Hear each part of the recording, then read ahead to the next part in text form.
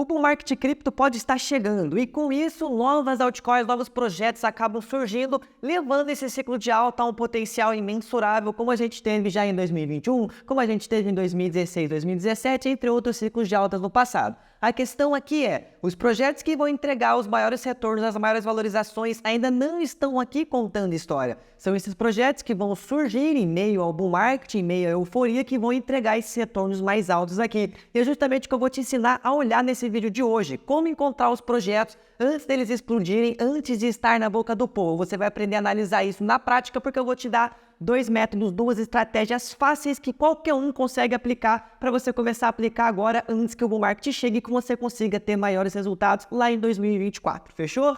Normalmente, o que a gente olha para o mundo dos investimentos? Tem um camarada aqui chamado Warren Buffett, que é justamente esse cara aqui, talvez você já conheça ele se está no mundo financeiro um pouco mais de tempo. Muitos se baseiam em como ele investe, em como ele tem um portfólio de bilhões de dólares e hoje é uma das pessoas mais ricas do mundo. A questão aqui, olhando para o que o Buffett faz, tem 2 pontos principais que ele utiliza em seus investimentos. São eles, o moat, que é o quê? Uma vantagem competitiva que essa empresa tem em relação aos seus concorrentes. Então, uma vantagem competitiva, se eu tenho um produto que ele é tão bom, criando assim uma vantagem competitiva, fazendo com que o meu concorrente não consiga criar algo igual, eu tenho um moat. Qual que é o projeto mais ou menos que nós temos isso no mercado hoje? É a Uniswap. A Uniswap, por exemplo, ela tem a sua liquidez concentrada com justamente uma patente que ninguém pode copiar aquilo. Então acaba sendo mais ou menos um moat aqui para você entender essa ideia. O segundo ponto que ele olha muito e coloca no seu método de investimento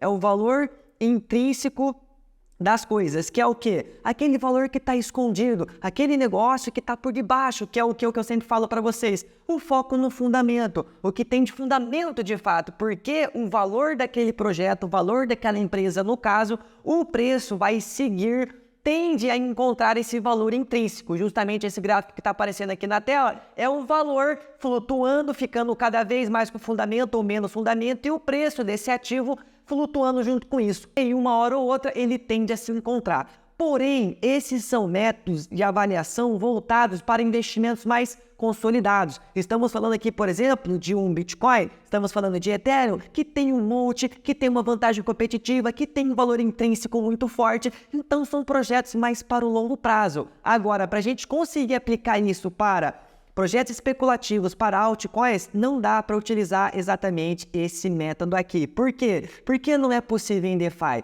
Porque DeFi, meus queridos e queridas, tem menos de 4 anos, tem cerca de 3 anos somente. Então é muito difícil a gente achar projetos agora que vão ter essa consolidação absurda. A maioria deles às vezes não vão estar aqui em 2026, não vão estar aqui em 2025, como alguns que estiveram no bull market do ano retrasado, já não estão mais aqui para contar a história, que fizeram muito burburinho, metaverso, NFTs, muitos projetos ligados a isso já não estão mais aqui para contar a história. Então é muito difícil. Então como que a gente vai encontrar esses projetos aqui? Nós vamos olhar, meus queridos e queridas, para padrões. Por que para padrões? Porque os padrões nos contam histórias que a gente consegue, de fato, achar os padrões entre essas criptomoedas que tiveram um bom desempenho e traçar um paralelo com aquelas que podem ter um desempenho superior nesse próximo ciclo de alta. Então vamos cair para o primeiro método aqui, eu falei que ia te dar 2, super simples de aplicar. Caindo para o primeiro método então e depois explicando justamente como que eu uso meus investimentos, passando um resumo para ficar mais fácil de você conseguir aplicar ele. Primeiro ponto é você procurar as redes com alta demanda, aquelas redes que estão quentes, tá? E aí vem a questão. Ao você achar essas redes, você tem que fazer algumas perguntas. Quanto tempo isso vai durar? Por quê? Porque a demanda tem que permanecer no ecossistema, tem que permanecer gastando taxas de gás, gerando receita para os protocolos que estão dentro daquela rede, dentro daquele ecossistema. Isso é muito importante. E aí vem a segunda pergunta que você tem que fazer. Isso vem da onde? É incentivo? Está capturando através de incentivos? Por que isso? Porque se você descobrir que é tudo incentivo, airdrop, especulação, tudo isso, você pode ver e acompanhar que é uma coisa mais de momento para você surfar aquele momento e depois você tem que continuar absorvendo e vendo se ela ainda continua com demanda. Essas sedes quentes, cara, é o que vai gerar o burburinho, é o que vai gerar o hype, é o que vai atrair demanda. Se tiver tendo incentivo, vai atrair ainda mais demanda. Então, se tem incentivo, olha para isso. O resumo aqui que eu quero te dizer é: siga a liquidez, siga a volatilidade do mercado cripto, porque para onde ela está indo, meus queridos e queridas, é aonde tem dinheiro.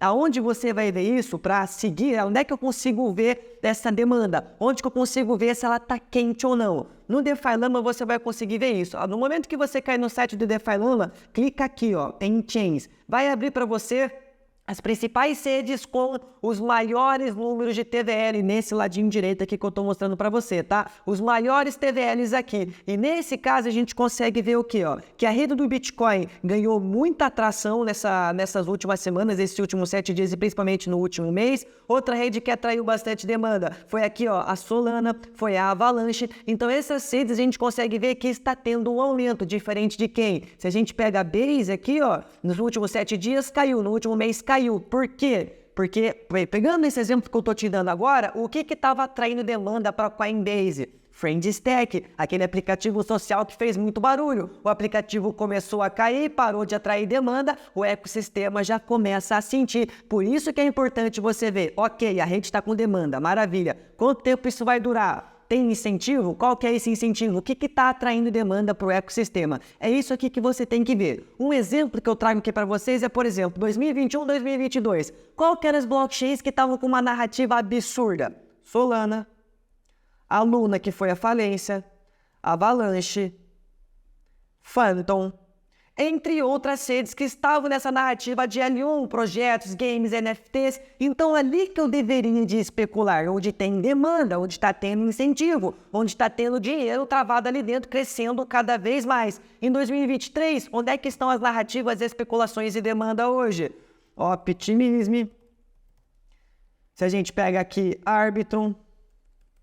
Isso aqui eu vou disponibilizar tudo para vocês, esse arquivo depois, tá? Para vocês conseguirem baixar. Polygon, zk-Sync, as camadas 2, uma forte narrativa e muito incentivo à especulação de airdrops acontecendo ali. Por que eu digo isso? Se a gente olha para o ecossistema Arbitrum, puta demanda que estava tendo incentivo? Estava tendo incentivo também. Agora, se a gente pega nesse período que estava tendo incentivo e a rede no hype, olha o que aconteceu com os principais protocolos, a GMX, por exemplo.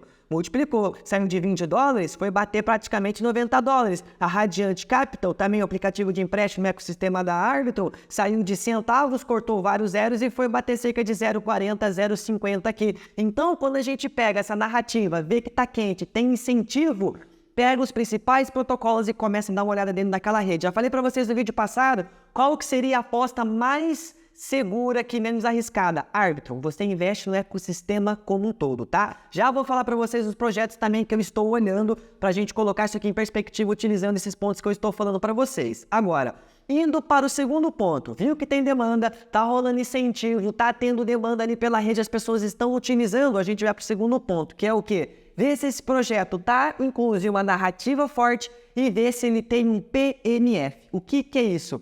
PNF, meus queridos e queridas, é essa palavra aqui em inglês, ó. Product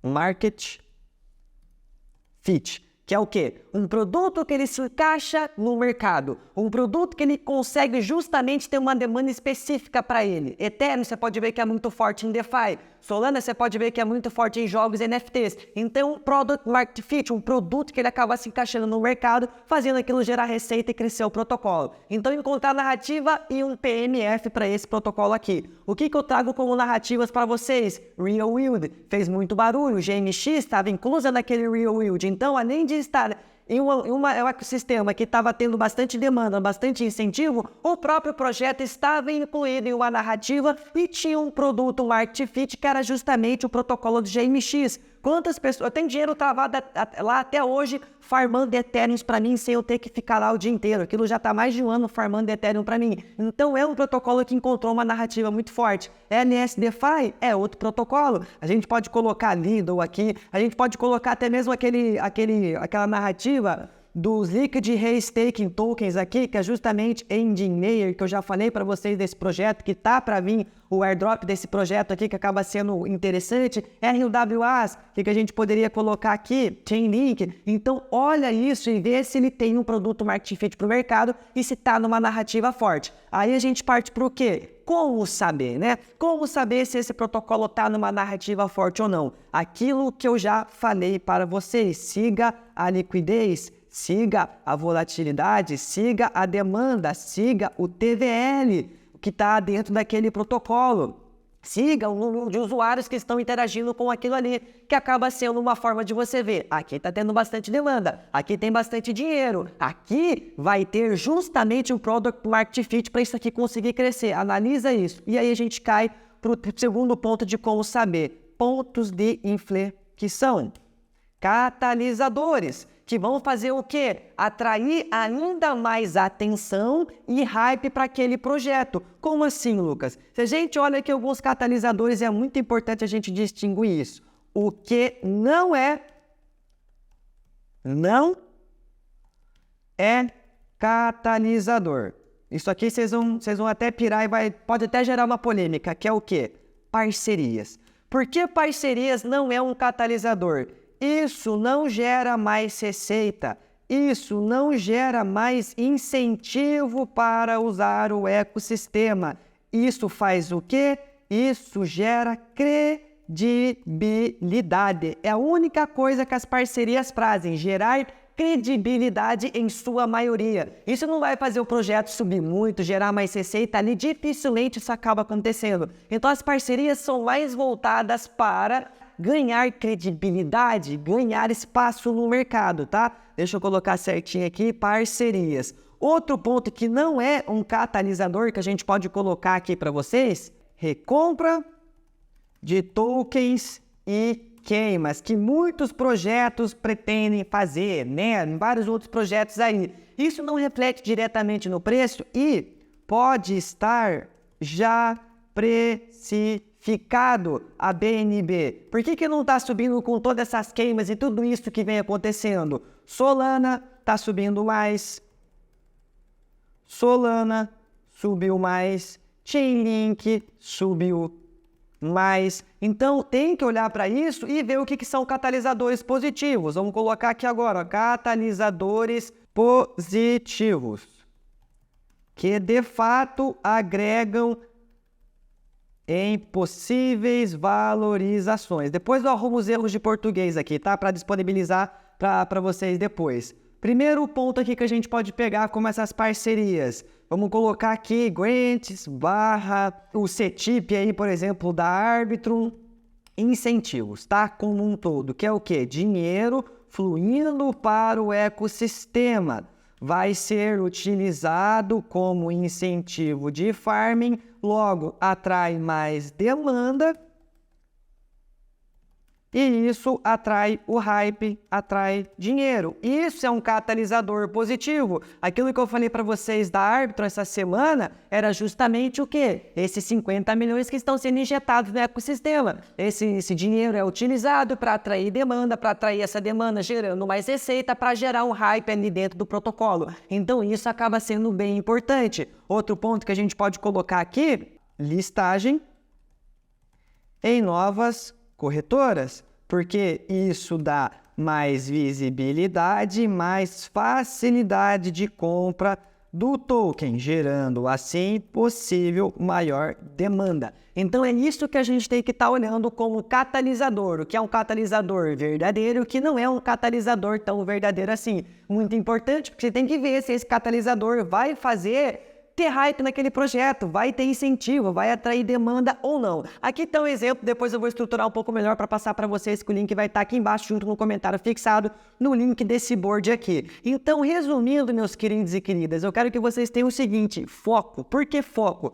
Porque não dá para você ficar caçando e analisando milhares de projetos, você tem um tempo escasso. Então você tem que focar naqueles que realmente estão atribuindo essas características aqui, aqueles que estão apresentando essas características, que são o que, como um resumo? O token tem que estar em trending, ou seja, tem que estar em tendência e aumentando a liquidez, aumentando o TVL positivamente sempre, tá? Sempre aumentando o TVL, que acaba sendo um ponto positivo. O segundo ponto aqui seria o quê? A gente ter narrativa. Tem narrativa? Tem um Product Market Fit? Tem Product Market Fit? Isso é muito importante. E o terceiro ponto é, tem catalisador? Isso aqui a gente consegue ver no roadmap. Por quê? O próximo roadmap agora, a próxima atualização da Ethereum seria essa atualização do Proto Dankshard. O que esse catalisador, essa atualização vai fazer? Ela vai deixar mais barato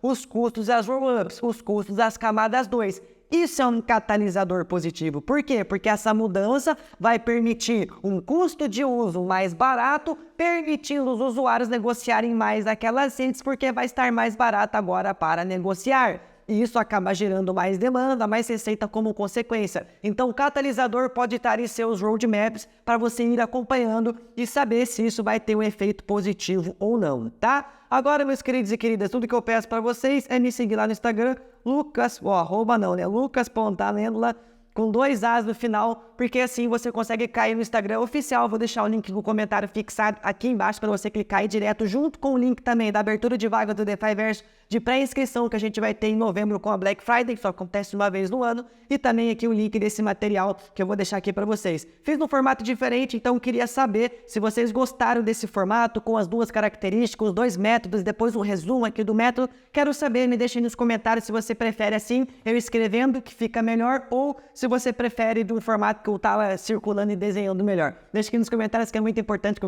eu quero sempre oferecer o melhor tipo de conteúdo para você. Tamo junto, vejo você na sexta-feira com muito mais vídeo, muito mais conteúdo, na quarta-feira também. Até lá, ótimos lucros e até a próxima.